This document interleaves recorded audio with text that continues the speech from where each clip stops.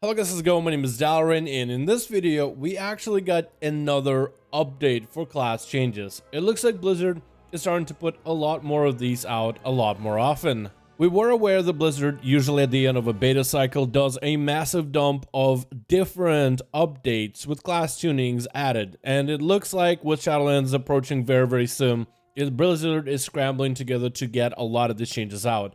I wouldn't even be surprised if in the last week of Shadowlands itself, we get a lot of changes, as Blizzard even sent out this week to quite a lot of people beta. I know, 2 weeks, less than 2 weeks before the expansion is released, and Blizzard is still sending more invites to beta, which is a good thing. It's really unprecedented how this expansion is being conducted in terms of the timing and whatnot, and Blizzard having to work from home. But let's take a look at some of the updates that we've gotten with this week's update, and certain classes that I was actually surprised that are getting nerfed are getting a bit of a nerf. Now, if I asked you, which class do you think deserves a nerf right now? Which class do you think needs a nerf? Now, we don't want to just nerf classes just because we hate them, but certain classes are definitely out of line. So if you were to think to yourself, which is the one class that you thought needed to get some kind of a tanking down, you wouldn't think it would be a mage. You probably might think it's a rogue in PvP with all the busted PvE trinkets that they're doing. You might think it's maybe some sort of a caster, maybe like a shadow priest, something that has been super strong so far, something that Blizzard continues buffing over and over and over again. But this time we are seeing a nerf to mages. First, we're going to have a nerf to fire mages, particularly in the environment of AoE damage. We all thought that we might not see a lot of fire mages going into this next expansion. I mean, Blizzard has nerfed them quite a bit, losing essences, losing your traits, but also losing all the corruptions definitely made fire mages go down a peg. However, Blizzard figured out that apparently there's a fresh new build that a lot of fire mages are playing that's giving them insane results. Apparently there's a playstyle with Flame Strike as well as a legendary of Firestorm that gives you insane output. This combined with certain conduits actually creates a very powerful build.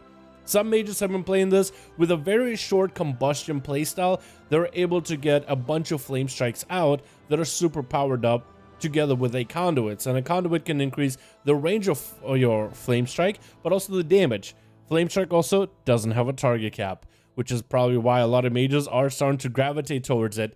And the legendary Firestorm, when Hot Streak activates, you have a low chance, but it does happen, where all Fire Blasts, and Flame Strikes have no cast time and are guaranteed critical strikes for 4 seconds.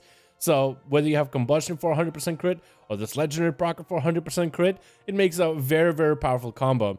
Even Infernal Cascade Conduit is also seeing a bit of a nerf, maybe because of this, maybe not.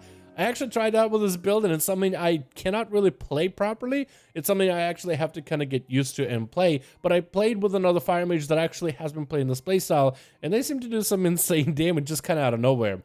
And we were thinking the fire mages were going to be kind of out of the meta, but it looks like with no caps on AoE, they might be able to do quite a lot of damage in dungeons and might still maintain the relevancy going into the next expansion.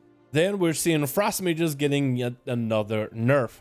Now, Frost Mages have seen a nerf in the past, mostly due to Icelands, and I don't think it's going to be a bad nerf at all, but this one in particular here, I mean, they're simply nerfing Frost Mages by 4% overall. It's surprising that they're hitting Frost, because Frost has actually been doing pretty good, and they generally are pretty easy to play, easy to pick up, have a lot of natural cleave to the playstyle, especially with a certain set of talents, but I guess maybe they were just so good overall that Blizzard had to do a overall 4% nerf on top of all the other Icelands nerfs.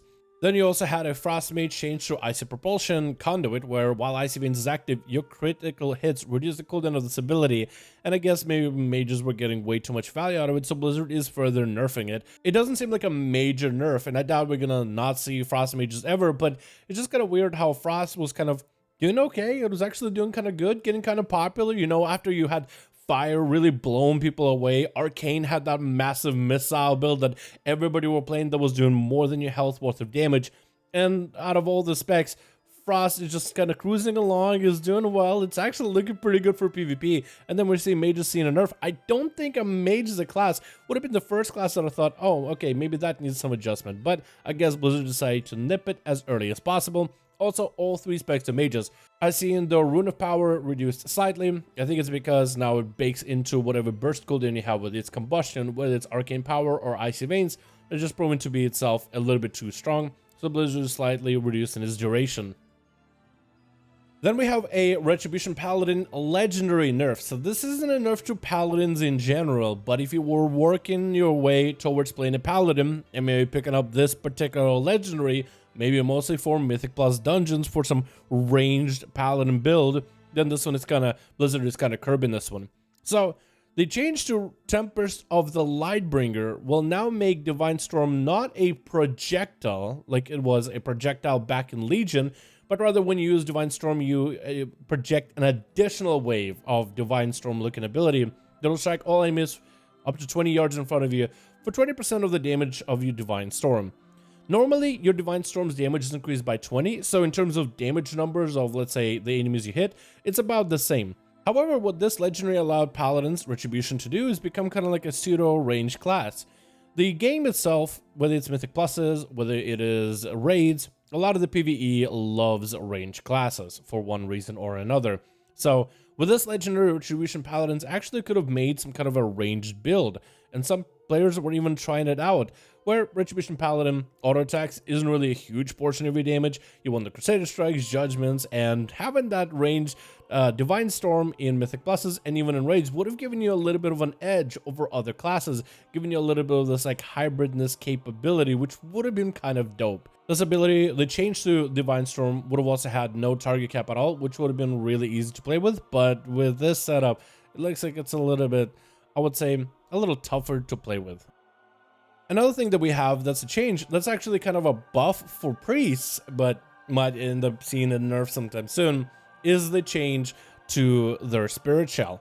Now, Spiritshell isn't a talent that a lot of priests are kind of salivating over. It's been a good addition, and in certain situations, it can be really effective. But what's broken with this change is, in the past, Disciplined Priest, if they were to run Spiritshell, and they were to, let's say, use the Spiritshell healing to stack up this Absorb, you'll be able to stack it up on an ally, and all priests had to share this buff on an ally.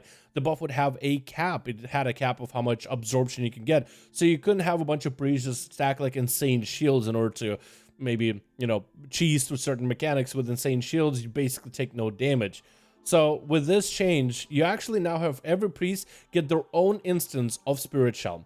Each instance will have their own separate cap. That means priests can stack up crazy shields now with extra absorbs to cheese certain PvE boss raid mechanics, making it that much harder for you to, as a Mystery or Monk or Resto Druid or Holy Priest, classes that don't have a lot of absorbs or DRs in that style, to justify a position inside of raids. This is obviously going to get maybe potentially abused in terms of, let's say, progression on certain fights.